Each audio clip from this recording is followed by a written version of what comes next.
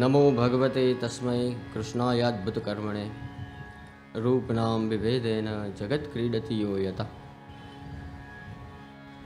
सायं कुञ्जालयस्थासनम् उपविलसत् स्वर्णपात्रं सिद्ध्योतं राजद्यज्ञोपवितं परितनुवसनं गौरमं भोजवक्त्रं प्राणानायम्य नासापुटनिहितकरं कर्णराजद्विमुक्तं वन्देर्ध्योन्मिलिताक्षं मृगमदतिलकं विठ्ठलेशं सुकेशम् श्रीमदाचार्यचरणं शरणं सर्वदेहिनां समस्तदोषदहनं मस्तके राजताम्।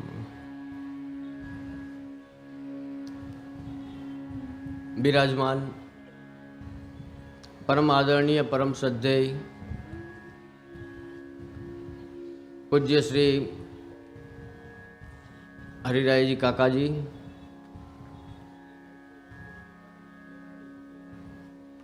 पांच दिवस थी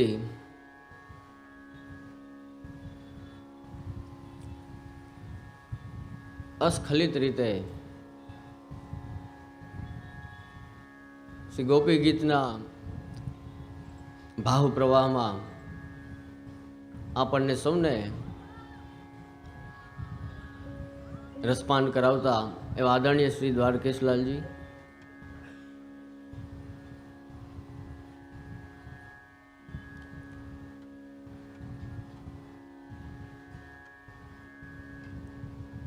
एवी ज रीते छेल्ला 5 दिवस थी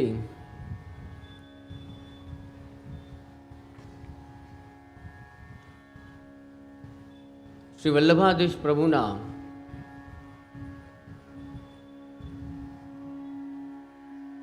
अनंत गुणों अने स्वरूपनु दर्शन करावता एवा आदरणीय श्री जयवल्लभलाल जी, आ बंनेनु सांभळ्युं तो व्यक्तिगत रीते मने एम थाय के हजी चालू ज राखो पण जेम समयने मर्यादाने आपणे सौए मान आपवुं पड़े छे।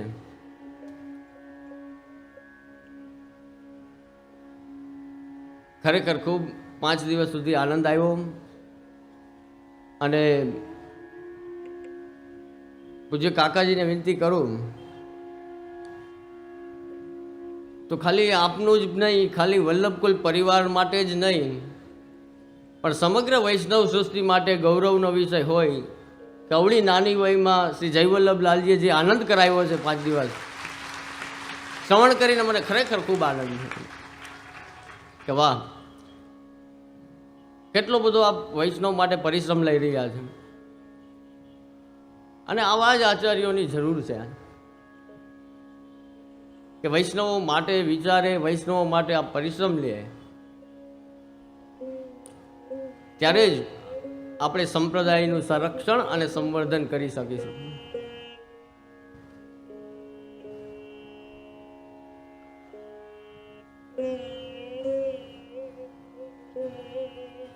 पांच दिवस थी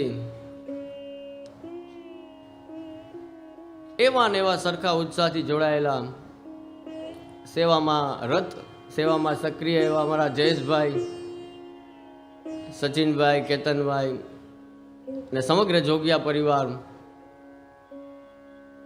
अने आप सौ आ ऐतिहासिक मनोरथना साक्षीरूप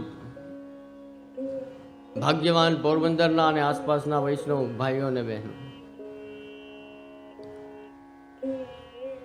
समय पहलाथी ज खूब थई गयो छे अने श्रीनाथजी चरित्र नो आनंद आपणे सौ यथामती लई रह्या छीए। तो तेमां आगळ वधीए तो गई काले श्री गोसाईजी अने श्री श्रीनाथजी नो स्नेह अने आपना प्रसंगोनुं दर्शन कर्युं। श्री गोसाईजी श्रीनाथजी ना सेवा क्रम ने सुव्यवस्थित रूपे जो श्रीनाथजी नी सेवा एटले कई आम तो कोई पण निधि स्वरूपनी सेवा कोई कई नानी के साधारण बात नहीं, जेमने अनुभव होय। आज गोस्वामी आचार्यों ने बधा अनुभव छे। 360 दिवस तेमां उत्सवों तहेवारों एक मैनेजमेंट मांगेली एवी वस्तु छे। અન્નકૂટ છે એટલે કાંઈ તરત એમ અન્નકૂટ ના થઈ જાય. એની તૈયારીઓ કેટલા દિવસથી થતી હોય. કોઈ ઉત્સવ આવ્યો તો એની તૈયારીઓ કેટલા દિવસથી થતી હોય. એ બધું બંધારણ, એ બધું સુવ્યવસ્થિત રીતે ગોઠવું કોણે? પ્રભુ ચરણ શ્રી ગુસાઈજીએ. ઋતુ અનુસાર ભગવત સુખ કેમાં છે, શ્રીનાથજીનું સુખ કેમાં સચવાય, એનો સૂક્ષ્મમાં સૂક્ષ્મ વિચાર કરીને આપે વસ્ત્ર કયા દિવસે કયા શિંગાર ધરાવા, કયા દિવસે કયા વસ્ત્ર ધરાવા, કયા દિવસે કઈ સામગ્રી અરોગાવી, એનું એક આયોજન અને એક વ્યવસ્થાની બાંધણી આપે કરી છે. આપે અષ્ટછાપ ભગવદીઓની સ્થાપના કરી. 4 સેવકો શ્રી આચાર્ય ચરણના હતા.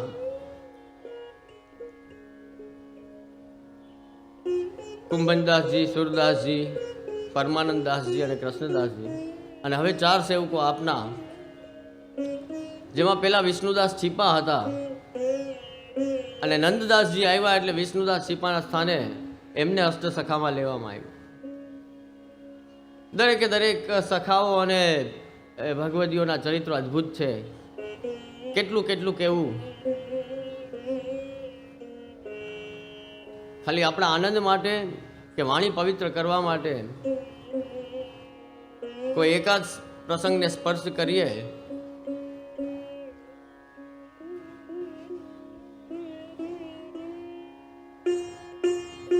તો નંદદાસજી એટલે તુલસીદાસજીના ભાઈ. રામચરિત માનસ ના રચયિતા તુલસીદાસ નંદદાસજીને એક વખત મળવા આવે છે. નંદદાસ એવા કીર્તનકાર કે એના માટે આપણે ત્યાં કહેવાયું છે કે ઓર સબ ઘડિયા નંદદાસ જડિયા. જેમ તમે દાગીનામાં પેલું જળતર કરો ને, જડાવ કરી આપણે જડાવ જળતર, એવી રીતે નંદદાસજીના કીર્તન હોય ને એ જડેલા હોય ને, જાણે શબ્દો એવા લાગે, જળતર કરેલા. એવી કૃપા એમની ઉપર શ્રીજીની. તુલસીદાસજી ગોવર્ધન ધરણના દર્શન કરે છે, પણ એમની પણ જો મર્યાદા વાળાની પણ અનન્યતા કેવી છે. એ કહે છે, કહા કહું છબી આપકી ભલે બને હો નાથ, તુલસી મસ્તક જબ નમે જબ ધનુષ બાંધ લિયો હાથ. હા, એમની અનન્યતા હતી જુઓ શ્રી રામચંદ્રજીમાં. અને નંદદાસજીની વિનંતીથી ગોવર્ધન ધરણે ધનુષ બાણ હાથમાં ધર્યા છે અને તુલસીદાસજી દંડવત કરે છે, દર્શન કરે છે અને ખૂબ આનંદિત થયા છીએ. એક ભક્તનો મનોરથ ગોવર્ધન ધરણે પૂરો કર્યો છે. ગોવર્ધન ધરણે તો મનોરથ પૂરો કર્યો જ છે, પણ પછી શ્રી ગુસાઈજીને જ્યારે વિનંતી કરે છે ને નંદદાસજી કે આપે કંઈક કૃપા કરો, ત્યારે શ્રી ગુસાઈજી આપના પંચમ કુમાર રઘુનાથજીને આજ્ઞા કરે છે. અને રઘુનાથજી જાનકીજી સાથે એમને રામ અને સીતા બંનેના દંપતીના રૂપમાં દર્શન પાછા આપે છે. અદ્ભુત અદ્ભુત પ્રસંગો છે. ચિત્તસ્વામી આવે છે. ચિત્તસ્વામીનો ભાવ ગુસાઈજીમાં એવો છે કે એમના દરેક કીર્તનના દર્શન કરો તો ચિત્તસ્વામી ગિરિધરણ શ્રી વિઠ્ઠલ આપે તે કછું ન સંદેહ. કે મને શ્રીનાથજી અને ગુસાઈજીમાં કોઈ ભેદ જ દેખાતો નથી, બંને એક સ્વરૂપ છે.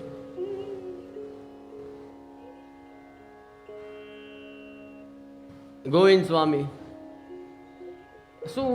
શું કેવું ને કેટલું કેવું એના જેવી વાત છે. ગોવિંદ સ્વામી ઉપર એટલી કૃપા શ્રીનાથજીની કે આપના ખૂબ અંતરંગ સખા, ખૂબ કૃપાપાત્ર, આપ ઘોડો ઘોડો કરીને ખેલતા એની સાથે.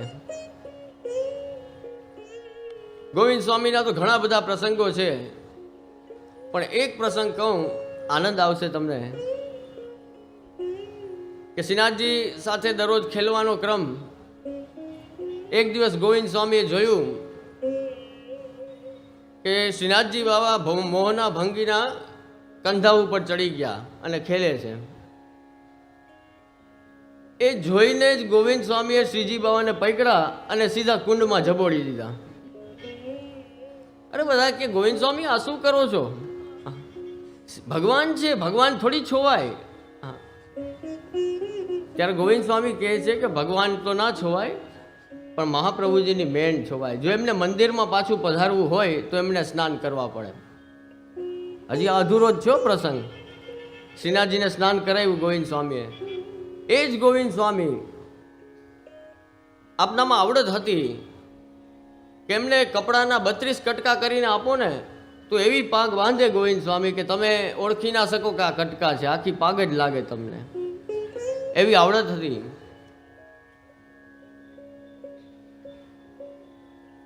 એકવાર શ્રીજી સન્મુખ કીર્તન કરતા હતા અને આપને તો સખીએ એટલે નેત્રોથી સંકેત થાય. એટલે ગોવિંદ સ્વામી જરા હસી અને મસ્કરીના રૂપમાં શ્રીજીની સામે જોઈને કહે છે, કારણ કે શ્રીનાથજીની પાગ થોડી એક બાજુથી લટકી ગઈ છે, ખુલી ગઈ છે. એના દર્શન કરે છે ગોવિંદ સ્વામી અને શ્રીનાથજી સામે હસતા હસતા કહે છે કે જો તો પાગને ઠેકાણા નથી, કાંઈ લટકી ગઈ છે પાગ. આવી રીતના દર્શન હોય કાંઈ? એટલે ગોવિંદ સ્વામી ને શ્રીનાથજી બાબા ત્યાં મંદિરમાં બિરાજતા બિરાજતા આજ્ઞા કરે છે કે બેઠો બેઠો જોવે શું, આવીને સરખી બાંધી જા. જેવી આજ્ઞા થઈ એટલે ગોવિંદ સ્વામી એ નથી અપરસ, કઈ અપરસમાં નતા, એ તો બહાર કીર્તન કરતા હતા, પણ દોડીને સીધા મંદિરમાં ગયા અને શ્રીનાથજીને સીધા પાગ આમ કરીને બાંધી દીધી. અને મુખિયાજી ભીતરિયા બધા ઊભા હતા કે અરે ગોવિંદ સ્વામી અપરસ છોડાવી, ગોવિંદ સ્વામી અપરસ છોડાવી. અપરસ વગર મંદિરમાં ઘૂસી ગયા, મંદિરમાં ઘૂસી ગયા. ગુસાઈજીને કહ્યું ને ત્યારે ગુસાઈજીએ શું કહ્યું ખબર? ગુસાઈજી ત્યારે એમ આજ્ઞા કરે છે કે ગોવિંદ સ્વામીથી કોઈ દિવસ અપરસ છોવાતી જ નથી. બોલો, વિચાર કરો. જે ગોવિંદ સ્વામી શ્રીનાથજીને છોડાવી દે, ભગવાનને છોડાવી દે, પણ એ ગોવિંદ સ્વામીથી અપરસ છોવાતી નથી. આ પુષ્ટિ માર્ગ છે મારા વાલા. આ માર્ગમાં આપણે છીએ કે જ્યાં પ્રભુ અને મહાપ્રભુ બંને કૃપા વરસાવવામાં કાંઈ જોતા જ નથી. સંગીતજ્ઞ હતા, મહાન પ્રકાંડ સંગીતના.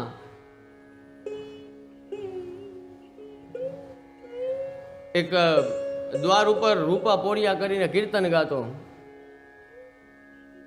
હવે આ સંગીત એવી વસ્તુ છે કે તમને એની સમજ હોય ને જરા પણ, એટલે કોઈક બેસુરું ગાય કે આડું અવડું ગાય એટલે તમારું આમ માથું જાય સીધું. હા, જેને ખબર પડતી હોય એને. હા, ના ખબર પડતી હોય એને તો બધું સરખું જ છે. હા, જે વાગતું હોય.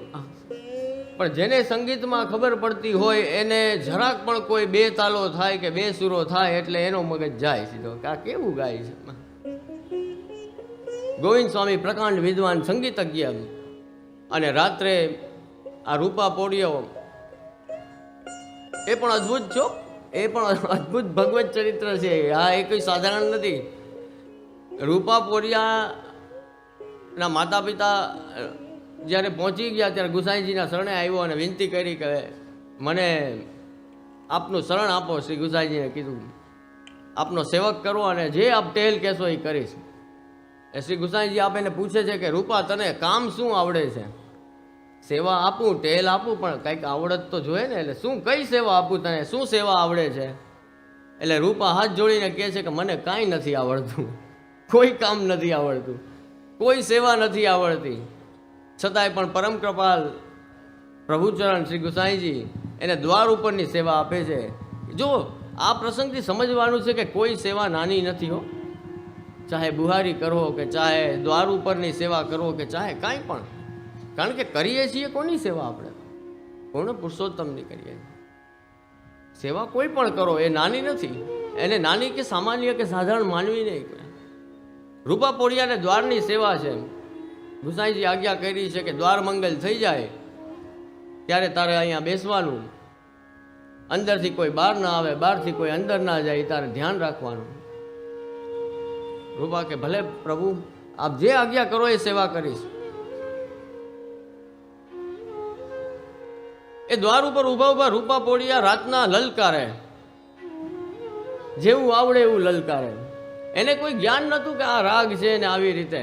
એને તો એમ થાય કે અષ્ટસખા બધા શ્રીનાથજીની સામે ગાતા હોય તો હું એ કંઈક ગાઉં, એટલે આમ ગાય. અમારે એક મથુરામાં ચોબાજી હતા, જેને પેલા કહેવાય ને સાક્ષાત દુશ્મન સંગીતના. એને કહીએ ને કેદારો કરવો એટલે દેકારો કરી દે. કેદારો તો ના થાય પણ દેકારો થઈ જાય. એકવાર શ્રી રસિકરાયજી તાજજીનો સંગીતનો કાર્યક્રમ હતો અને એ ભાઈને આમ તો તાજજીથી ભૂલ જ થઈ ગઈ કે ત્યાં જઈને હાર્મોનિયમ ને બધું ગોઠવી આવ, બરાબર ગોઠવી સાફ સફાઈ કરી અને આવતું પાછું. એ ગયા ચોબાજી ત્યાં, એટલે હાર્મોનિયમ આમ બિરાજતું બરાબર ગોઠવું, તાજજી જ્યાં બિરાજવાના હતા અને કપડાથી આમ સાફ કરે બરાબર, છતાં એને આમ સંતોષ ના થયો કે હજી ક્યાંક રજ રહી ગઈ, રજ રહી ગઈ. એટલે હવે શું કરવું? ચોબાજી બલશાલી બધી રીતના. હવે સંગીત એવી વસ્તુ છે કે નાજુક છે, એમાં બલ પ્રયોગ ને બધું ના હોય, એના વાદ્ય એવા હોય, કોમલ હોય. હા, એટલે આને એમ થયું કે હજી સફાઈ નથી થઈ બરાબર, બરાબર સાફ કરી લઉં. એટલે હાર્મોનિયમ ઉપાડીને આમ કરીને આમ હવે આમ કરીને હલ બલાવ્યું ને કે બધી રજ નીકળી જાય. એટલે કાળી ધોળી સરગમ બધું નીચે પડી ગયું, જેટલું ઉપર બિરાજતું હતું એ બધું નીચે. તાજજી કે થઈ ગયો કાર્યક્રમ. હવે સંગીત જાણતા નથી અને આવા બધા થતા હોય. હાલ રૂપા પોળિયાને સ્નાન સૂતકનો એ સંબંધ નહીં સંગીત સાથે, કાંઈ કોઈ લેવા દેવા નહીં, એને કાંઈ આવડતું જ નથી. છતાં એક વસ્તુ એનામાં છે, શું? તો કે ભાવ. મારે શ્રીનાથજીને કીર્તન સંભળાવવું છે, બસ એક ભાવ છે ને એનાથી એ લલકારે છે, ગાય છે. ગોવિંદ સ્વામી સાંભળે છે કે અરે આ કોણ બેસુરો અત્યારે રાતના શ્રીનાથજીને પરિશ્રમ આપે છે, શ્રીનાથજી બાબા પોઢી ગયા છે અને આ ખોટે ખોટો લલકારે છે. બંધ કરાયું. શ્રીનાથજી પોઢી જાય પછી આવા ખોટા દેકારા નહીં કરવાના. કીર્તન બંધ કરી દીધું રૂપા પોળિયાનું, કારણ કે ગોવિંદ સ્વામી તો કૃપાપાત્ર, ગોવર્ધન ધરણના કૃપાપાત્ર, ગુસાઈજીના કૃપાપાત્ર. શ્રીનાથજી બાવાના નેત્રો સવારના ગુસાઈજી મંદિરમાં પધારે છે તો લાલ લાલ છે. આપ ખૂબ પ્રેમથી વાલથી ગોવર્ધન ધરણને પૂછે છે કે બાવા કોઈ રાસ આદિ લીલા, કોઈ લીલા, આ કેમ આરક્ત આપના નેત્રો, આટલો પરિશ્રમ કેમ આપના નેત્રોમાં દેખાય છે? ત્યારે શ્રીજી બાવા કહે છે કે ગોવિંદ સ્વામીએ રૂપાને ગાતા બંધ કરાવ્યો એટલે અમને રાત્રે ઊંઘ ના આવી. હવે વિચાર કરો, કોઈ સંગીત જાણતો નથી, કોઈ સરગમ, કોઈ રાગનું જ્ઞાન નથી, એવા રૂપા પોળિયા ખાલી લલકારે છે, ખાલી એની ભાવની મસ્તીમાં ગાય છે અને શ્રીજી બાવા પોઢે છે. અને જે દિવસે રૂપો ગાતો નથી તે દિવસે શ્રીજી બાવા પોઢતા નથી. આવી કૃપા પુષ્ટિમાર્ગ સિવાય શક્ય નથી કે ક્યાંય થાય. મહાપ્રભુજીના માર્ગમાં જ થાય આવી કૃપા. એ રૂપાને શ્રીનાથજી બાવાએ એવી કૃપા કરી છે કે રાસના દર્શન કરાવ્યા છે. આપ અંદરથી ખખડાવે કે રૂપા ખોલ, ખોલ દરવાજો. અને રૂપાને પોતાના પાતરની ચિંતા કે દરવાજો ખોલું ને ગુસાઈજી કાઢી મૂકે તો મારી પાતર બંધ થઈ જાય. શ્રીનાથજીને ના પાડે છે કે નહીં હો, અત્યારે રાતના દરવાજો ના ખુલે, દ્વાર એકવાર બંધ થઈ ગયો પછી ન ખુલે. અંદરથી મીઠો અવાજ આવે. જુઓ આ પ્રભુ કેવા નટખટ છે. એ રૂપાને કે રૂપા ફોસલાવે, ખોલી દે દરવાજો, ખોલી દે, મારે કામ છે, હું તને સમજાવું. ફોસલાવીને દરવાજો ખોલે છે. અને રૂપાએ જોયું તો સખીજનોની સાથે શ્રીનાથજી ખૂબ શિંગાર ધર્યા છે. રૂપા કે ભગવાન તમારું મગજ તો ઠેકાણે છે ને, અડધી રાતે આટલી બધી સ્ત્રીઓના દાગીના ને જોખમને લઈને ક્યાં આયલા? તો કે તું એ સાથે ચાલ, તારું અહીંયા શું કામ છે? એ રૂપાને સાથે લઈને ચંદ્ર સરોવર પધાર્યા છે. દ્વાર ઉપરનો કોઈને એમ હોય કે નાની સેવા છે, પરમોચ્ચ રાસના દર્શને રૂપા પોળિયાને થયા છે ચંદ્ર સરોવરમાં.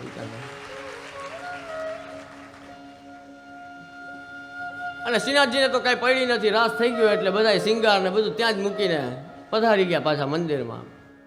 સવારના આખું એ બધું શિંગારનું પોટલું કરી અને ગુસાઈજી પાસે ગયો છે કે પ્રભુ આ તમારા ભગવાન છે ને જરાય જવાબદારીવાળા નથી, કે બધું બધે રખડાવીને આવી જાય છે, જો એ કે મેં સંભાળીને આવ્યું. ગુસાઈજી ખૂબ પ્રસન્ન થયા છે કે રૂપા તારા ભાગ્યની શું સરાહના કરવી કે તને રાસના દર્શન ગોવર્ધન ધરણે કરાવ્યા.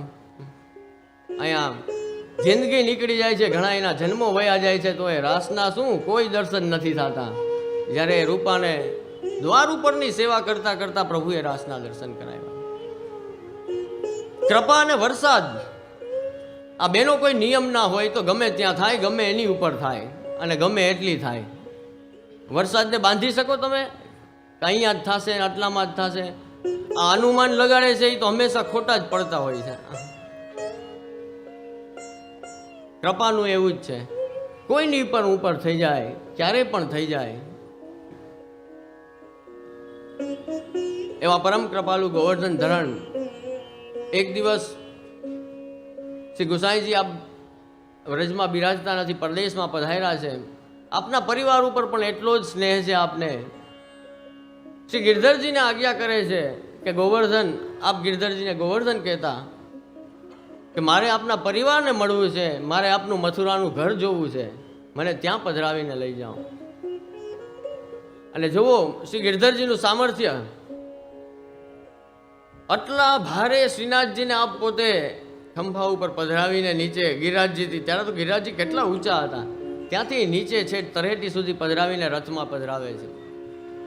મથુરા પધરાવીને આપ પધારે છે સદગરામાં આખો પરિવાર ગુસાઈજીનો.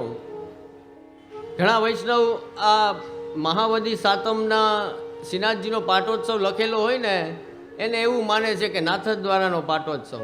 નાથદ દ્વારાનો પાટોત્સવ તો અક્ષય તૃતીયાનો છે, ત્યારે પધાર્યા હતા ત્યાં. સતઘરાનો પાટોત્સવ એ મહાવદ સાતમ શ્રીનાથજીનો પાટોત્સવ છે.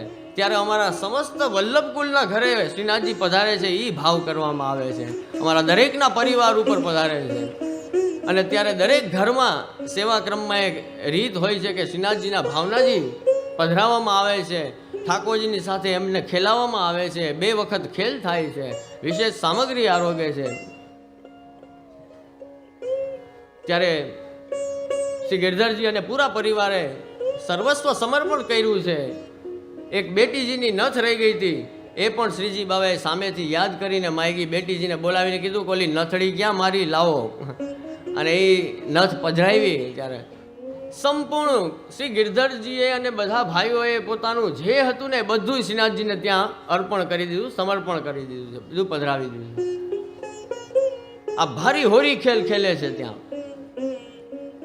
આપણે ત્યાં સ્વાંગ થાય છે ને, હોરીના 4 દિવસ આપણે ત્યાં સ્વાંગ ખેલે છે. ઠાકોરજીની સન્મુખ અલગ અલગ વેશભૂષા કરીને પેલી રાડ ઉડે છે. એ શ્રીનાથજીએ પોતે મનોરથ કર્યો એટલે એ ક્રમ ચાલુ થયો. આપે કહ્યું કે મારે મથુરાની બજાર જોવા જવું છે. એટલે ગિરધરજી કે આપને પરિશ્રમ થાય, બજારમાં તો જેવા તેવા બધાય માણસો હોય, ત્યાં આપના સ્વરૂપને કોઈ જાણે નહીં, આપના મહાત્મ્યને કોઈ જાણે નહીં. આપને પ્રભુ પરિશ્રમ થઈ જાય, આપ અહીંયા જ બિરાજો, હું મથુરાની બજાર અહીંયા ઊભી કરી દઉં. અને ગિરધરજીએ એ સ્વાંગનો ક્રમ શરૂ કર્યો છે, જે અદ્યાવધિ અત્યાર સુધી આપણા દરેક ઘરમાં એ ક્રમ ડોલ ઉત્સવના 4 દિવસ પહેલાં થાય છે. અનેક મનોરથો કર્યા છે, ભારી હોરી ખેલ થયો છે. શ્રીનાથજી બધા સાથે, વહુજી, બેટીજી, બાળકો બધા સાથે આ ગુલાલથી ખેલા છે, હોરીથી ખેલા.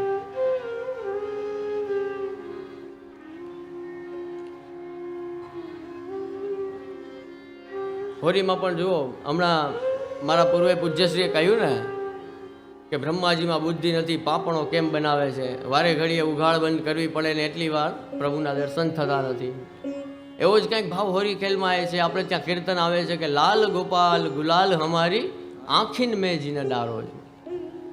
વ્રજભક્તો વિનંતી કરે છે ઠાકોરજીને કે પ્રભુ આપ બધે ગુલાલ નાખો, પણ અમારી આંખોમાં ના નાખો.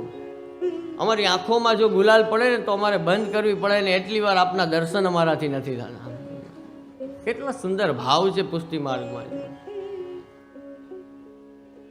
ઠાકોરજી સિવાય અને ઠાકોરજીના સુખ સિવાય કોઈ વિચાર નથી, એનું નામ પુષ્ટિ માર્ગ છે. કોઈ મને પૂછ્યું કે પુષ્ટિ માર્ગની વ્યાખ્યા ખાલી એક લીટીમાં આપવી હોય તો શું આપવી? યથામતી મેં કહ્યું કે ક્ષણે ક્ષણે ભગવત સુખનો વિચાર, એનું નામ પુષ્ટિ માર્ગ. એક એક ક્ષણે ક્ષણે. અને એ કાંઈ આપણી વ્યાખ્યા થોડી છે, શ્રી મહાપ્રભુજી ગુસાઈજી આપણને શીખાડી ગયા છે. બસ એ ભગવત સુખનો વિચાર તમારી અંદર છે તો સમજો કે તમારી ભાવના પુષ્ટિની છે. જો પોતાને સુખી થવાની ભાવના છે તો સમજો કે ભાવ તમારો મર્યાદા અને પ્રવાહનો છે.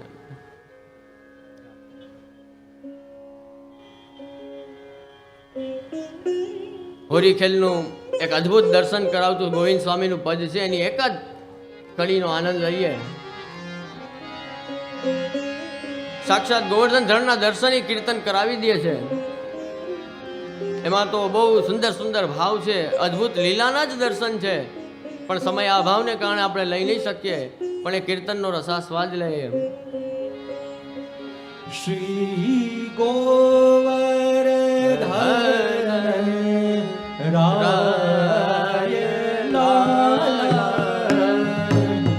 અહો પ્યારે લાલ તિહારે ચંચલ નયન વિશાલા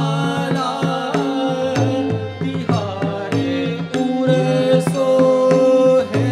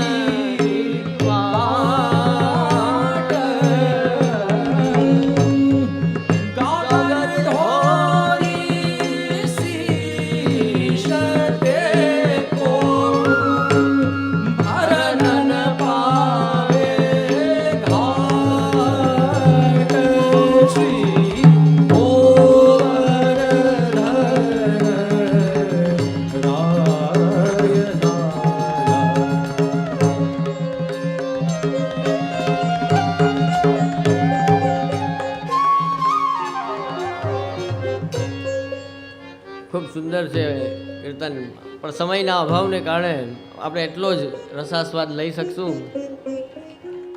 આગળ જેમ આપણે આજ્ઞા કરી હતી, ચત્રબુદ્ધદાસજીના વિરહના કારણે શ્રીજી બાબા એ સદઘરામાં ઘણા દિવસ બિરાજીને ફરી પાછા ગોપાલપુર એટલે કે અત્યારનું જતીપુરા ગોવર્ધન પધારે છે. ત્યાં ઘણા ઘણા પ્રસંગો અને મનોરથો આપણે કર્યા છે. આ ચત્રબુદ્ધદાસજીનું જન્મ પણ અદ્ભુત રીતે થાય છે, એમનું નામકરણ પણ એવી જ અદ્ભુત એક પ્રસંગ છે. એ ખાલી થોડો સ્મરણ કરી લઈએ કે કુંભજદાસજી સાથે રેગ્યુલર શ્રીનાથજી માખણ ચોરી કરવા ઘેર ઘેર પધારતા. એક વખત ક્યાંક માખણ ચોરી થતી હતી કોઈના ઘરમાં, કોઈ ગ્વાલિનના ઘરમાં, અને સખાઓ બધા આવી રીતે વાંકા થઈને ઊભા છે. શ્રીજી બાબા એની ઉપર ચડી અને મટકી ફોડી રહ્યા છે. મટકીમાં શું છે જોઈ રહ્યા છે, માખણ છે, દૂધ છે, દહીં. એમાં આપની ધોતી હતી ને, એ આપ તો બંને શ્રીહસ્તથી પેલી મટકીને જોતા હતા, અને નીચે કમર નીચેથી આપની ધોતી સરકવા માંડી, એવું થયું નીચે. અને કુંભજદાસજી સાથે હવે તો પ્રભુ છે, જેવી ધોતી સરકીને એટલે આપણે બીજા બે શ્રીહસ્ત પાછા પ્રગટ કરી લીધા ને ધોતી બાંધી લીધી. ઓલા બે શ્રીહસ્ત ઉપર જ. આવા દર્શન કુંભજદાસજીને થયા. અને એ પ્રસંગ પૂરો કરીને જેવા ઘરે જાય છે ને, ત્યાં એમને વધાઈ મળે છે કે તમારે ત્યાં પુત્રનો જન્મ થયો છે. અને કુંભજદાસજીએ સીધું નામ એ જ રાખ્યું કે ચતુર્ભુજ સ્વરૂપના દર્શન કર્યા હતા તો ચતુર્ભુજ દાસ આવ્યો, એનો દાસ આવી ગયો આજે. અને એ પણ થયા એવા કૃપાપાત્ર કે અદ્ભુત કીર્તન સાહિત્ય પુષ્ટિ માર્ગને આપ્યું છે. શ્રીનાથજીની એવી જ કૃપા એમણે પણ પ્રાપ્ત કરી હતી. આવા આવા પ્રસંગોથી ભરેલો આપણો માર્ગ છે. શ્રી ગુસાઈજી આપ શ્રીજી બાવાને વિનંતી કરે છે કે હવે બાવા સમય વિપરીત આવશે, આગળ જતા આસુરી સૃષ્ટિ વધારે હશે, આસુરા વેશી વધારે હશે, શુદ્ધ પુષ્ટિના ભાવને જાણનારા કોઈ નહીં હોય, પ્રવાહ અને મર્યાદાવાળા જ વધારે હશે. એટલે હવે આપ કોઈની સાથે જે અત્યારે આપ દરેક સાથે હસો બોલો છો, ખેલો છો, એ હવે દરેક સાથે આપ ન કરતા એવી વિનંતી કરે છે. જો ત્યાં સુધી શ્રીનાથજી બાબા બધા સાથે વાતો કરતા હો, નોર્મલી જેમ આપણે બધા મળીએ છીએ એમ ગોવર્ધન ધરણ વ્રજમાં બધાની સાથે હસે ખેલે, આજ્ઞા કરે, વાતો કરે, ગમે તેને બોલાવે.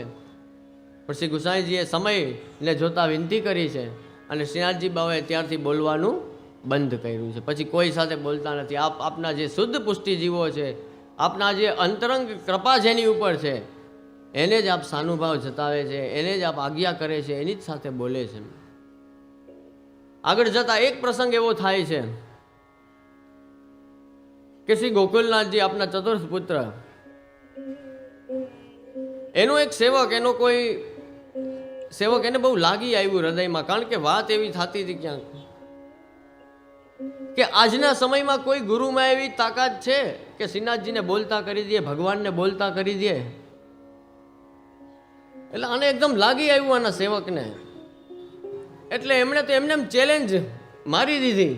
અહીંયા ગોકુલનાથજીને વિનંતી નથી કરી, આજ્ઞા નથી લીધી, પણ એમને એમ પડકાર ફેંકીને આવ્યો કે હા, મારા ગુરુમાં એ તાકાત છે કે આજની તારીખે ભગવાનને બોલાવી દે, શ્રીનાથજી બાબાને બોલાવી દે. કહેતા તો કહેવાય ગયું. પછી વિચાર આવ્યો કે ગુરુદેવને વિનંતી તો થઈ નથી. તરત શ્રી ગોકુલેશ પ્રભુ પાસે આવે છે, બે હાથ જોડીને દિનતાથી વિનંતી કરે છે, કૃપાનાથ એક ગોટાળો થઈ ગયો. તો કે શું કરીને આવ્યા? તો કે આપની આજ્ઞા લીધી નથી અને ભૂલથી ચેલેન્જ આપી આવ્યો છું. અન્ય માર્ગી હતો અને મારાથી સહન ના થયું. કે આપણા માર્ગમાં તો સાનુભાવ આમ રમતવાદ છે અને એ એમ કહી જાય કે આજની તારીખે કોઈ ગુરુની એવી તાકાત નથી કે ભગવાનને બોલાવી શકે. એટલે ગોકુલેશ પ્રભુ કે જુઓ, આજ્ઞા લીધા વગર આવું કોઈ દિવસ કરવું નહીં. હવે તું કરી આવ્યો જ છે તો વાંધો નહીં, ચાલ હું શ્રીનાથજીને વિનંતી કરું. આપ ભીતર પધારે છે, ગોવર્ધન ધરણને વાલથી વિનંતી કરે છે કે પ્રભુ, હવે તો માર્ગની અને મહાપ્રભુજીની લાજનો સવાલ છે, આપણા માર્ગનો સવાલ છે. આપણે એક જીવની સામે ખાલી બોલવાનું છે ને હસવાનું છે. તો શ્રીનાથજી માટે બહુ સહજ છે. શ્રીનાથજી કે ભલે બોલાવો, તમે ના પાડી હતી એટલે બોલવાનું બંધ કર્યું, તમે કહો તો પાછું ચાલુ કરી દઉં, મને ક્યાં પ્રોબ્લેમ છે? કાંઈ મને કાંઈ બોલવામાં વાંધો જ નથી. આ તો કાકાજી ના પાડી ગયા છે. અને એવો પરચો ત્યાં એને મળે છે. આજે પણ એવા ઘણા બધા છે જેવું કહેતા હોય કે આજના ગોસ્વામી બાળકોમાં એવું કોઈ છે કે સુરદાસજીને જેમ મહાપ્રભુજી આજ્ઞા કરી હતી કે કચ્છું ભગવદ લીલા કો ગાન કરો અને સીધા ભગવદ લીલાના દર્શન થઈ ગયા, એવા આજના બાળકોમાં છે કોઈ એવા સામર્થ્યવાન? મેં કીધું કોઈ નહીં, બધા એવા સામર્થ્યવાન છે. એકો એક વલ્લભ કુલ એવા સામર્થ્ય. તો કે એ કરાવી શકે ભગવદ લીલાના દર્શન? મેં કીધું હા, કરાવી શકે ભગવદ લીલાના દર્શન. પેલા સુરદાસજી જેવો જીવ એકવાર લઈ આવે એટલે હમણાં થઈ જાય ભગવદ લીલાના દર્શન. આપણા કઈ ઠેકાણા નહીં ને બાળકોનું જોવા નીકળ્યા આપણે. સુરદાસજીની પાત્રતા હતી ને ત્યારે થયું ને. શ્રી હરિરાય મહાપ્રભુ કહે છે ને, વલ્લભ કુલ બાલક સભે સભી એક સ્વરૂપ, છોટો બડો ના જાનીએ સભી અગ્નિ સ્વરૂપ. શ્રી વલ્લભના વંશમાં આજે પણ એ જ સામર્થ્ય છે. અને આ એ વલ્લભની કૃપાનું જ પરિણામ છે. તમારી સામે આ ઐતિહાસિક આ 3 બાળકો સાથે બિરાજીને એ જ આનંદ આપી રહ્યા છે.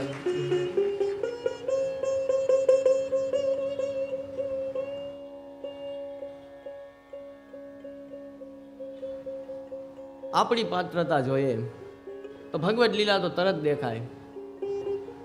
ઠાકોરજીને એવું ના હોય કે આની સાથે ના બોલું, આની સાથે બોલવું. આપણું કંઈક ઘટતું હોય છે, એ તો બધાની સાથે બોલવા તૈયાર હોય છે, પણ આપણા ઠેકાણા નથી, આપણી કાંઈ લાયકાત નથી, આપણી પાત્રતા નથી, આપણે કૃપાને જીરવી ના શકીએ. અરે મહાપ્રભુજીના દર્શન ને શ્રીનાથજીના દર્શન તો બહુ દૂરની વાત છે. પહેલાંના પ્રસંગો આપણે વાંચીએ ને તો ખાલી ભગવદ નામ ને ભગવદ કથાથી મૂર્છિત થઈ જતા. એ ભગવદ લીલાનો ખાલી સાનુભવ થાય, એમને ખાલી દર્શન થાય તો મૂર્છિત થઈ જતા. તો સાક્ષાત જ્યારે મહાપ્રભુજી શ્રી વલ્લભ બિરાજતા હોય કે ગોવર્ધન ધરના દર્શન થાય ને તો આ અત્યારે લૌકિક આસક્તિઓથી ભરેલો દેહનો તો ફ્યુઝ ઉડી જાય મારા વાલા. આ ટકે નહીં આમ. આ પાત્રતા કેળવવી પડે છે દરરોજ સેવા સ્મરણ કરી કરીને, ત્યારે થાય, નહીં તો એ તેજને આપણે પચાવી ન શકીએ. આટલું લૌકિક ભરેલું હોય ત્યારે એ શક્ય નથી.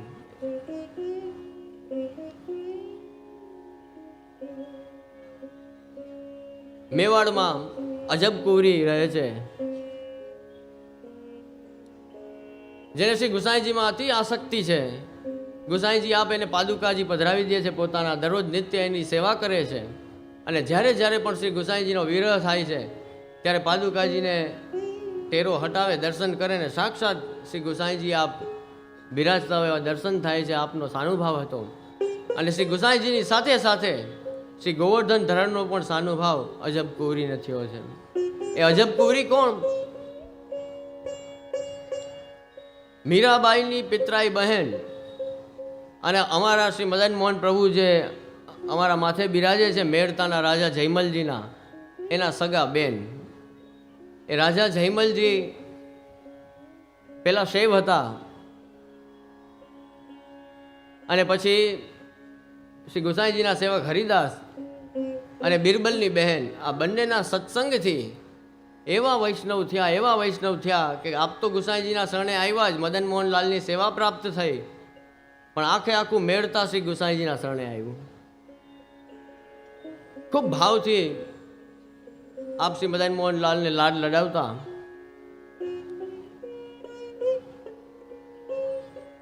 અને એટલા બધા આસક્ત મદન મોહન પ્રભુના સ્વરૂપમાં કે એમને પછી કોઈ રાજકાજના કાર્યમાં કે કાંઈ રસ રહ્યો નહોતો. એક દિવસ બીજા રાજ્યે ચડાઈ કરી. આપ તો સેવામાં બિરાજે છે, ઘણી ઘણી આવીને મંત્રી કહે છે કે બીજા રાજા ચડાઈ કરવા આવે છે, બીજા રાજા ચડાઈ કરવા આવે છે, પણ આપને એની સુધી નથી. એ કે ધાયરું મારા મદન મોહન પ્રભુનું જે હશે એ થશે, કોઈ ચિંતા કરોમાં, એ તો આપ સેવામાં જ બિરાજે છે. રાજમાતાને ચિંતા થઈ, એ સમજાવવા ગયા, પણ જયમલજીમાં કોઈ ફરક પડતો નથી. એ તો સ્નાન કરાવે છે ને શિંગાર ધરે છે ને શિંગારનો ક્રમ કરે છે, આરસી બતાડે છે, ઝારી ભરે છે ને રાજભોગ ધરે, એ તો એનામાં જ હતા.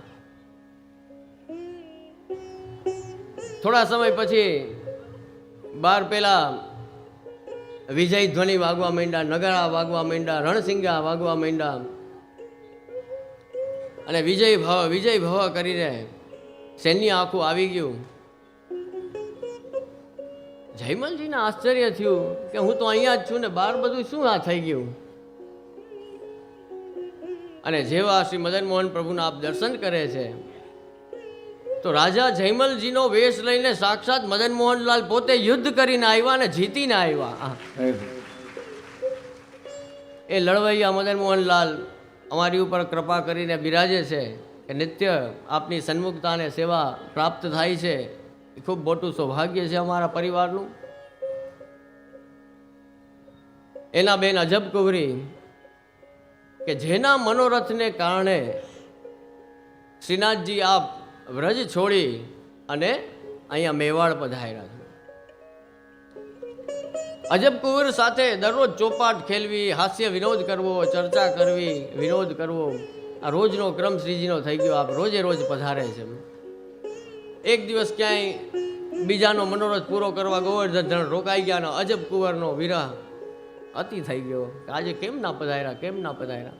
અને પછી જ્યારે પધાર્યા ત્યારે આપ હાથ પકડી લે છે ગોવર્ધન ધરણો કે આજે અમારે હવે આપને જવા જ નથી દેવા.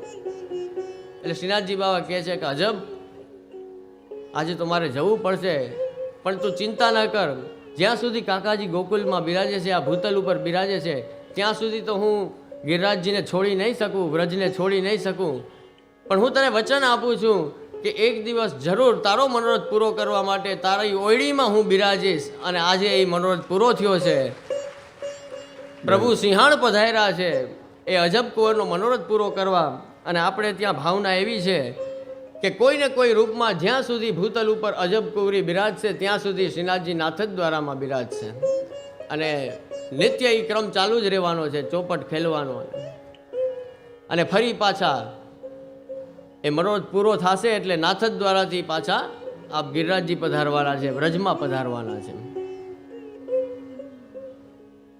આવી રીતનું આપણે ત્યાં ઐતિહાસિક ગ્રંથોમાં અને પુસ્તકોમાં આજ્ઞા થયેલી છે કે ફરી પાછા બધા સ્વરૂપો પોતાના ઘરરૂપ વ્રજમાં પધારશે ભવિષ્યમાં, અને શ્રીનાથજી પણ ફરી પાછા વ્રજમાં પધારશે. અહીંયા નાથદ દ્વારામાં બિરાજીને ઘણા આ નકશો છે ને શ્રી હરિરાય મહાપ્રભુએ સિદ્ધ કરેલો છે. અત્યારે જે મંદિરમાં આપણે દર્શન કરીએ છીએ શ્રીજી દ્વાર જઈએ ત્યારે, અને જવું જ જોઈએ. શ્રી હરિરાય મહાપ્રભુની આજ્ઞા છે કે દરેકે દરેક વલ્લભકુલ અને વૈષ્ણવે, કારણ કે શ્રીનાથજી કોણ છે? એ સ્વયં પ્રગટ થયા ને એ બધો વિચાર તો પછી કરજો કે સર્વ સામર્થ્યવાન છે, પૂર્ણ પુરુષોત્તમ છે, બધું બરોબર છે. આપણા માટે શ્રીનાથજીનું જે મહાત્મ્ય છે, એ વિશેષતા છે, એ કઈ છે? તો કે એ શ્રી મહાપ્રભુજીના ઠાકોરજી છે. શ્રીનાથજી એટલે કોણ? તો કે મહાપ્રભુજીના ઠાકોરજી. નવનીત પ્રિયાજી કોણ? તો કે શ્રી ગુસાઈજીના ઠાકોરજી. કૃષ્ણને તો બધાએ ઓળખાવ્યા છે. આ વિનોબા ભાવે કે મારી દ્રષ્ટિએ કૃષ્ણ, ને પેલા કોણ હમણાં નવો આપણા જયભાઈ વસાવડા કે મારી દ્રષ્ટિએ કૃષ્ણ, ને એકો એક રજનીશ કે મારી દ્રષ્ટિએ કૃષ્ણ છે જ એવા કે બધાને ગમે એના ઉપર લખવાનું. હા, રજનીશની દ્રષ્ટિએ કૃષ્ણ. ને પણ આપણે એમ કાંઈ બધાય કૃષ્ણનું એમ ભજન કરીએ જ કે દર્શન કરીએ જ નહીં. આપણે ક્યાં કૃષ્ણની સેવા કરીએ છીએ? એ જે વ્રજાધિપજી મહાપ્રભુજીએ બતાવ્યા છે એ કૃષ્ણ આપણને જોઈએ છે, એનો સાનુભાવ જોઈએ છે, એની સેવા આપણને જોઈએ છે. એ કે જે શ્રી વલ્લભે પધરાવેલા છે, શ્રી વલ્લભે બતાવેલા છે, એ કૃષ્ણ જોઈએ છે. તો શ્રી શ્રીનાથજી છે એ શ્રી મહાપ્રભુજીના સેવ્ય ઠાકોરજી છે, મહાપ્રભુજીના ઠાકોરજી છે. એમના દર્શન કરવા એવો નિયમ રાખવો જોઈએ કે અમુક સમયે શ્રીનાથજીની સન્મુખ થાશું, આપણાથી થાય યથાશક્તિ ભેટ કરવી જોઈએ, દર્શન કરવા જોઈએ, મનોરથ કરવા જોઈએ. એટલે નાથદ દ્વારા પધારીને પણ એની પણ અદ્ભુત કથાઓ છે, ઘણા બધા પ્રસંગો છે. શ્રીનાથજી ચરિત્ર તો આજની તારીખે ચાલુ છે. આજે પણ નાથદ દ્વારા જાઓ તો શ્રીનાથજીનો સેવાક્રમ, શ્રીનાથજીનો આનંદ. અમારે એકવાર શાંતિપનીમાં બધા સંતો મળ્યા, અમે ત્યાં ઘણા બધા મર્યાદા માર્ગી સંતો મને મળતા રહે છે. એટલે રમેશભાઈ પણ હતા, પેલા મુનિજી પણ હતા, બધા ચર્ચા કરતા હતા કે ઘણા બધા મંદિરોની ઘણી બધી આવકો હોય છે, ને ભારતભરમાં આટલા મંદિરો છે, ને કોઈ મંદિરની સ્થિતિ આવી છે, કોઈ મંદિરની સ્થિતિ આવી છે. એટલે બધા સંતો પોતપોતાની રીતના બધું કહેતા હતા. પછી આવકની ચર્ચા થઈ તો કે વૈષ્ણોદેવી ને તિરુપતિ બાલાજી ને એ બધી આવકની દ્રષ્ટિએ ચર્ચા. એટલે મેં છેલ્લે એક જ વાત કરી બધા સંતોને, મેં તો આપ બધાને એક જ ખાલી કહું કે વૈષ્ણોદેવીની આવક વધારે ને તિરુપતિની આવક વધારે ને ઓલા મંદિરની આવક વધારે ને ઓલા મંદિરની આવક વધારે. એ બધાની ભલે લાખો કરોડોમાં અબજોમાં આવક હોય, પણ ઉડાડવામાં અમારા શ્રીનાથજીને કોઈ પહોંચી ના શકે. ખર્ચ કરવામાં તો અમારો શ્રીનાથજી બાબા છે. એ બધા તો ભેગા કરીને એફડી કરાવે છે. અમારા શ્રીનાથજી બાબા તો આનંદથી વૈભવ તમે જુઓ, દર્શન કરો. એક મનોરથમાં હા લાખો રૂપિયા ઉડી જાય તો અહીંયા કાંઈ એની કિંમત નથી દ્રવ્યની. કોઈ પ્રભુની સેવા પાછળ, પ્રભુના એક મનોરથ પાછળના દ્રવ્ય એવું હોય કે જે વિનિયોગ થાય.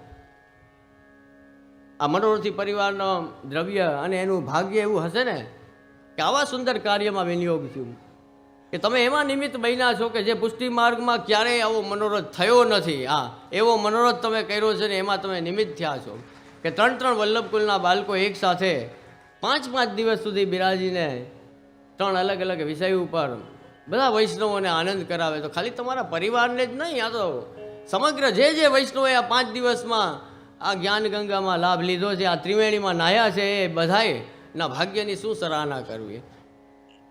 નિમિત્ત તમે બન્યા છો પણ બધાએ આનંદ લીધો છે. એની કૃપાથી થાય. એની કૃપાથી એવું સારું દ્રવ્ય આવ્યું હોય ત્યારે થાય. નહીં તો લૌકિકમાં બધું દ્રવ્ય વપરાઈ જાય, હોસ્પિટલમાં વપરાઈ જાય, ઘણા ઠેકાણા છે ત્યાં બધે દ્રવ્ય વહી જાય. આવા ઉત્તમ કાર્યમાં, સુંદર મનોરથોમાં, શ્રીનાથજીની સેવામાં, ઠાકોરજીની સેવામાં, સત્સંગના આયોજનોમાં દ્રવ્ય વપરાય, એ જ એની ઉત્તમતા છે. આમાં લક્ષ્મી પોતે પ્રસન્ન થતી હોય. આમાં લક્ષ્મીજીને પોતાને હરખ થતો હોય કે આમાં હું મારે ખર્ચ થવું છે, મારે લૂંટાઈ જવું છે, આવા મનોરથ થતા હોય તો ઠાકોરજીની સેવા પાછળ.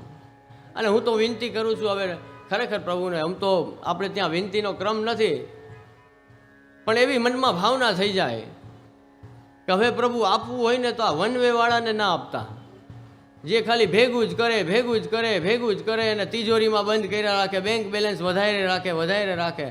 હવે આપણે કૃપા કરવી હોય ને દ્રવ્ય આપવું હોય, સંપત્તિ આપવી હોય ને તો 2 વે વાળાને આપજો કે પાછા સત્કાર્યોમાં વપરાતું જાય, ભગવત સેવામાં વપરાતું જાય, તો એ દ્રવ્ય કામનું. એમાં લક્ષ્મીજીને પોતાને આનંદ થાય.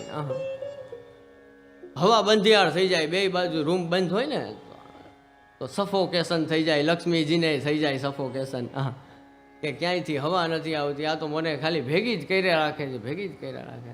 આમાં તો એમને ઉત્સાહ થાય લક્ષ્મીજીને કે વાહ, શ્રીનાથજીના કાર્યમાં હું વપરાવું છું, સત્સંગના કાર્યમાં વપરાવું છું, ભગવત કાર્યમાં હું વપરાવું છું. કારણ કે સત્સંગ માટે ભગવાન પોતે એમ કહે છે કે નાહમ વસામી વૈકુંઠે યોગિનામ હૃદય ન ચ મદ ભક્ત્યા યત્ર ગાયંતી તત્ર તિષ્ઠામિ નારદ. કે હું યોગીઓના હૃદયમાં નથી વસતો, વૈકુંઠમાં નથી વસતો, પણ ક્યાં છું તો કે મારા ભગવત ભક્તો જ્યાં મારું ગુણગાન ગાય છે ત્યાં હું શ્રવણ કરું છું, ત્યાં ઊભો હું સાંભળું છું. આ 5 દિવસ સુધી અને સત્સંગ માટે આપણે ત્યાં ભગવદજીએ તો શું કીધું છે કે 2 ઘડી જીવા. બસ જીવનતા આપણા જીવનની કઈ છે તો કે આ સત્સંગ થઈ ગયો, ભગવત નામ લેવાઈ ગયો, કીર્તન ગવાઈ ગયું, પ્રભુના ગુણગાન થઈ ગયા, એટલી ઘડી આપણે જીવા એમ સમજો કે બાકી બધું તો ઠીક છે. લૌકિકમાં જીવીએ એ જીવવું થોડી કહેવાય, એ તો ટાઈમ કાઢીએ છીએ ખાલી આપણે. સાચી જીવંતતા, જીવનનું જીવંતપણું કોઈ હોય તો એ ભગવત નામમાં છે, આ સત્સંગમાં રહેલું છે. કે સત્સંગ કરીએ, ભગવત ગુણગાન કરીએ, ત્યારે એ જીવનની જીવંતતા છે. આવા અવસર ક્યારેય છોડતા નહીં. હજી ફરી આવો અવસર આપણને શ્રી મહાપ્રભુજીની કૃપાથી મળતો રહેવાનો છે. પણ જ્યારે પણ અહીં ઉપસ્થિત દરેક વૈષ્ણવને કહું છું કે જ્યાં પણ સત્સંગનો અવસર મળે, જ્યાં પણ સેવાનો અવસર મળે, એ લાભ લેવાનું ક્યારેય ચૂકતા નહીં. આપણે શ્રી ગોવર્ધન ધરણના છીએ, આપણે વૈષ્ણવ છીએ, આપણે શ્રી મહાપ્રભુજીના સેવક છીએ, એમની જ સૃષ્ટિ છીએ, એમના જ અંશરૂપ છીએ, અને એમની પાસે જ પાછા જવાનું છે, બીજે ક્યાંય જવાનું નથી. કોઈ થોડી વાર વધારે રોકાઈ જાય, કોઈ જલ્દી વયો જાય છે, કોઈ બહુ મોડું કરી જાય છે. તો આ સત્સંગ છે ને એ ધક્કો મારશે. પાછું જવું તો છે જ ને ઠાકોરજી પાસે બધાને, એ તો નિશ્ચિત છે ને. એ નિશ્ચય કરવું જરૂરી છે. નિશ્ચયના મહેલમાં વસે છે મારો માલવો. સંસાર કે ભગવાન, એ તો નિશ્ચય કરવો જ પડશે ને. એક દિવસ પાછું સેવામાંથી આપણે જુદા થયા છીએ તો સેવામાં પાછા જવું છે, એ તો નિશ્ચય કરવો જ પડશે દરેક વૈષ્ણવે. અને સત્સંગ જ આપણને કરાવશે. આપણે ક્યાંય જતા હોય, કોઈ ડેસ્ટિનેશન નક્કી કર્યું, આપણે ક્યાંય જવું છે, અને રસ્તામાં આપણે હોલ્ડ કરીએ ને કે થોડી વાર ફ્રેશ થાવ, ડ્રાઈવરને આરામ થઈ જાય, આપણે થોડા પગ છૂટા કરીએ, તો પછી શું અહીંયા હાઈવે ઉપર જ રોકાઈ જાય? જ્યાં જવું છે એ ભૂલી જાય ને પાછા ગાડીમાં બેસીએ અને પાછું આપણે ત્યાં જવું છે એ યાદ રાખીએ ને પછી ત્યાં પહોંચીએ. આપણે મારા વાલા એવું કરીને બેઠા છે, અહીંયા એવી જમાવટ કરી લીધી કે જવું જ નથી ક્યાંય, અહીંયા બધી મજા છે, સંસારમાં આનંદ છે. યાદ રાખો ક્યાંય જવાનું છે. 4 દિવસ ચંપારણ જાઓ છો, 2 દિવસ નાથદ્વારા જાઓ છો, કે હરવા ફરવા જાઓ છો, તો એ પ્લાનિંગ કરો છો ને કે ક્યાં ઉતરશું, ક્યાં કેમ રહેવું. એમાં આ UK વાળા તો બહુ વધારે પ્લાનિંગ કરે, વધારે પડતું કરે. એ નાની વાતમાં અમે કહીએ ને કે ત્યાં જવું છે, અમે લંડન હતા ને, અમે કહીએ ને કે અમારે ત્યાં જવું, તો વૈષ્ણવ કે ઓહો છે એમ અત્યારે તો નહીં જવાય, આપણે ફ્રાઈડે સુધી કંઈક પ્લાનિંગ કરી લે. અરે મેં કીધું ભારતવાળા કાંઈ પ્લાનિંગ ના કરે, નીકળી જાય ગાડી લઈને. હા, પ્લાનિંગ શું હોય એમાં? પણ એ બધા દરેક નાની વાતમાં પ્લાનિંગ કરે. હા, કે જે આપણે પ્લાનિંગ કરી લે. અરે મેં કીધું આટલો પ્લાનિંગ કરીએ તો ક્યાંથી? પણ જીવન માટે પ્લાનિંગ હોવું જોઈએ. જો આપણે આવા 2-2, 4-4 દિવસ માટે ક્યાંય જઈએ છીએ તો એ પ્લાનિંગ કરીએ છીએ, બધું ગોઠવીએ છીએ, બધી વ્યવસ્થા કરીએ છીએ, જાણીતાને ફોન કરીને કહીએ છીએ. ચંપારણ જવું હોય તો આપણા આર્યા મનુભાઈ છે ને સેવાભાઈ, મનુભાઈ કરી દેજો તો વ્યવસ્થા. નાથદ દ્વારા જવું હોય તો કે હા ભાઈ કરી દેજો તો વ્યવસ્થા. એવી રીતે બધાને ફોન કરીને કહે છે કે નહીં, જાણીતા હોય ને કહી દે કે આ વ્યવસ્થા કરી દો. હરવા ફરવા જાઓ છો તમે તો એ કરો છો પ્લાનિંગ. તો મારા વાલા, એક દિવસ આ દુનિયા છોડવાની છે, મૃત્યુ આવવાનું છે, એ હકીકત છે. એ પછીનું એ પ્લાનિંગ કોક દિવસ તો કરજો. જેદી ઠાકોરજી સુજાડે તેદી, આજને આજ ન કરતા, જેદી સુજાડે તેદી પણ કરજો ખરી. હા, કે ત્યાં જઈને શું કરશું? ત્યાં તો મોબાઈલે ભેગો નહીં હોય, નકર તો જાણીતાને ફોન કરી દે. ત્યાં તો કોઈ કાંઈ સાથે નહીં હોય. આપણું કરેલું સાથે હશે, જે ભગવત નામ લીધું હશે એ સાથે હશે, જે સેવા કરી હશે એ સાથે હશે, જે કીર્તન ગાયા હશે એ કાંઈક સત્કર્મ કર્યા હશે તો એ સાથે આવશે. ઇંગ્લિશમાં કહેવાય છે કે what you have given is yours.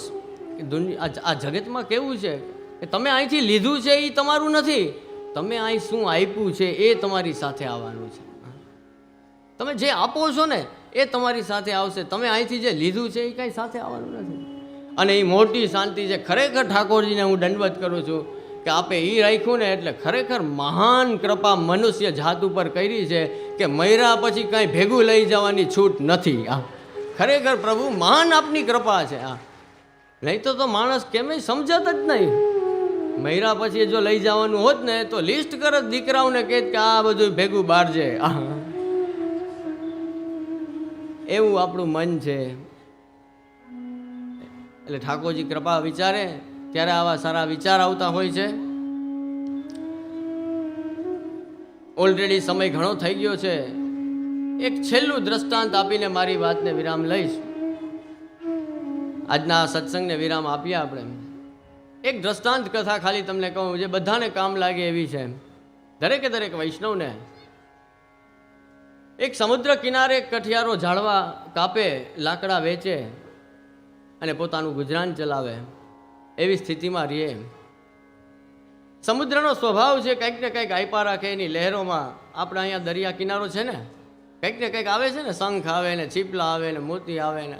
મોતી તો હવે ક્યાંથી આવે, પણ કંઈક ને કંઈક સમુદ્ર છે એ આપવાનો સ્વભાવ છે, આપ્યા રાખે. કિનારા ઉપર કંઈક છોડતો જાય. કઠિયારો બિચારો અભણ, ગામડાનો માણસ, જંગલનો માણસ, ન કોઈ દિવસ કાંઈ મોટા બંગલા જોયા કે સંપત્તિ જોઈ કે એને કાંઈ ખ્યાલ. એ તો લાકડા કાપે અને ભારી બાંધીને વેચે અને જે આવે એનાથી એનો નિર્વાહ કરે. એક દિવસ આવડું મોટું રત્ન એના પગમાં આવ્યું દરિયા કિનારે. એણે રત્નને મણીને, મોટો કિંમતી મણી હતો, અમૂલ્ય મણી હતો, એણે હાથમાં લીધો. બિચારો જાણતો નથી કે આ મણીનું મૂલ્ય કેટલું છે. આપણા સોની હોય તો તરત ખબર પડી જાય, કઠિયારાને ક્યાંથી ખબર પડે? જ્વેલર્સ વાળાને ખબર પડી જાય તરત, રત્ન જોવે તો કે હા આટલા કેરેટ છે. આ બિચારાને કાંઈ ખબર ના પડે. મૂલવવા નીકળ્યો છે બજારમાં કે હાલો આનું કંઈક કદાચ શાકભાજી આવી જાય તો લઈ લઉં. જો એને કંઈક ખબર નથી, જ્ઞાન નથી એને એની. આટલો મોટો મણી લઈને શાકવાળાને બતાડ્યું કે ભાઈ આનું મને શાકભાજી આપી દે. પેલો તો ગભરાઈ ગયો મણી જોઈને કે ભાઈ શાક શું, હું આખો વેચાઈ જાઉં તો આનું હું આપી ના શકું, આ તો તું બીજે ક્યાંક લઈ જા. અનાજવાળાને ત્યાં લઈ જાય છે. એ કે મને મારા ઘરનું રાશન તું ભરી દે આ મણીના બદલામાં. ઓલો કે ભાઈ આ તો બહુ કિંમતી છે, આ અમારું કામ નથી, આ ખરીદવાની અમારી શક્તિ નથી. બજારમાં અનેક અનેક ઠેકાણે કપડાવાળાને બતાડે છે, બધા હાથ જોડી દે છે કે આ મણી ખરીદવાની અમારી શક્તિ નથી.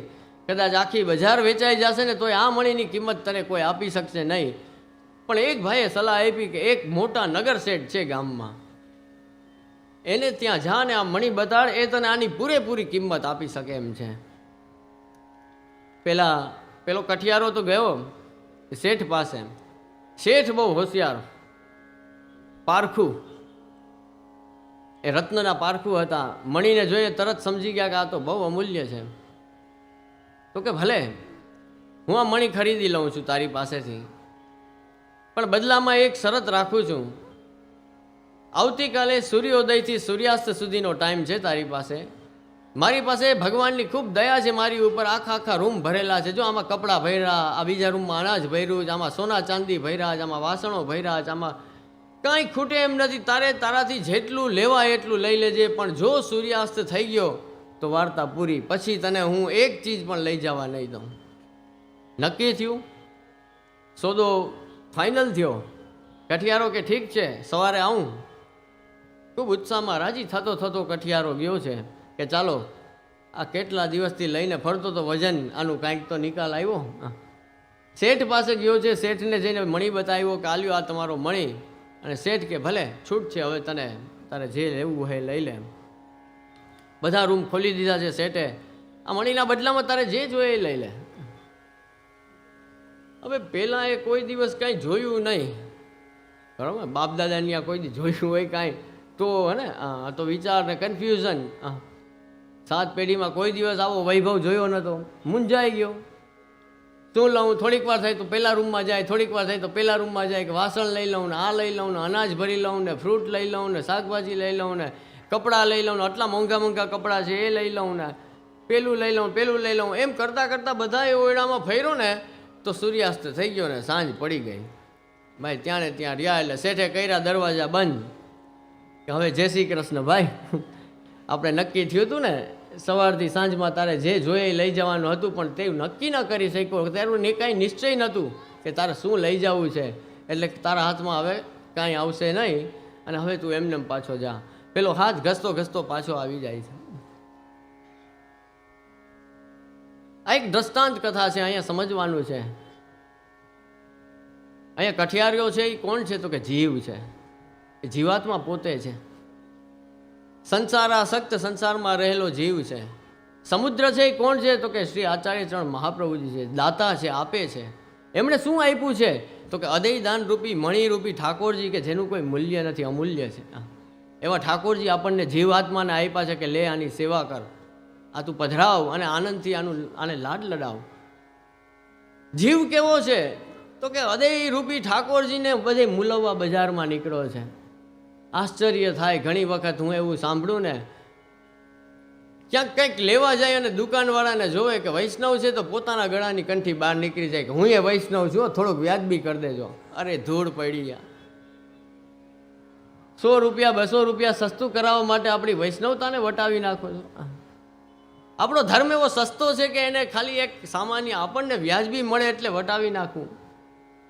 ગુસાઈજીના સેવક હતા ને, 100 કોયડા ખાઈ લેતા. એ રાજના માણસને એમ ખાલી કહી દે ને એક વખત કે હું ગુસાઈજીનો સેવક છું, તો આદર સત્કાર સાથે ઘરે મૂકી જાય.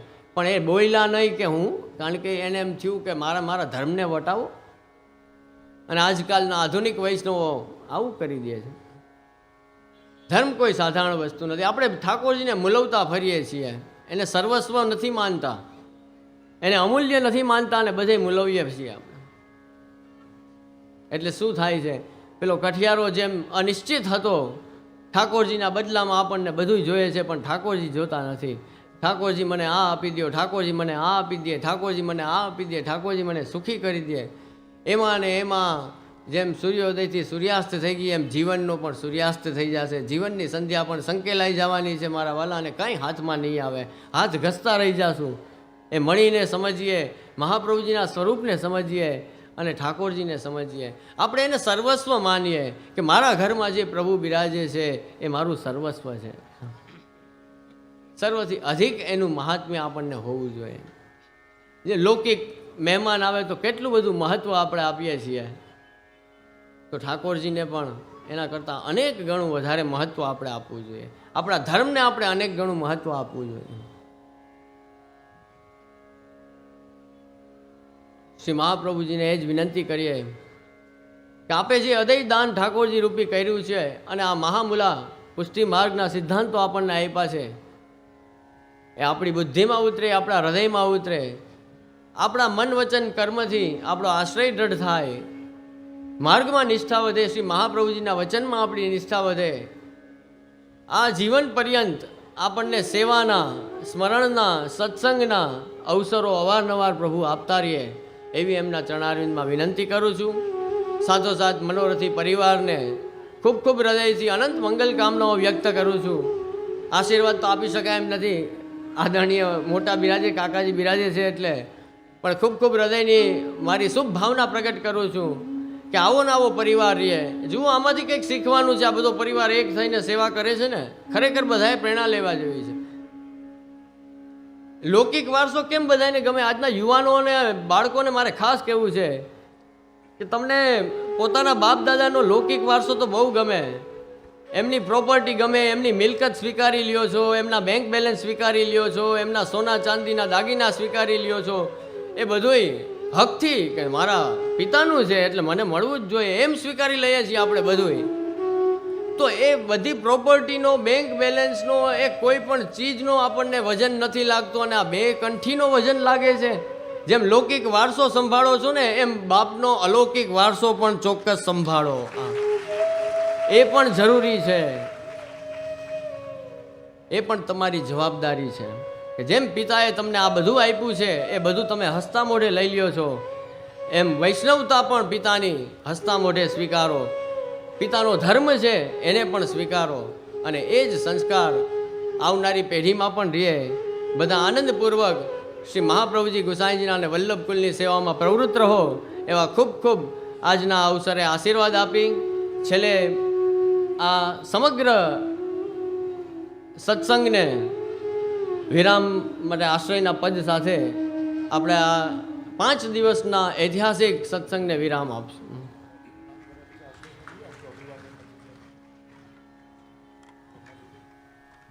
એ તો પછી ગાય છે दृढ़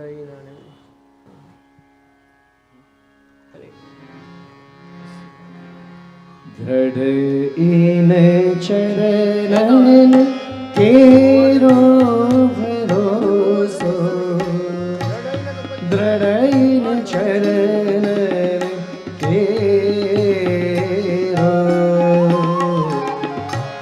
श्री वल्लभ नख चंद्र छटा बिना सब जुग माज अंधेरो भरोसो, दृढ़ चरण केरो.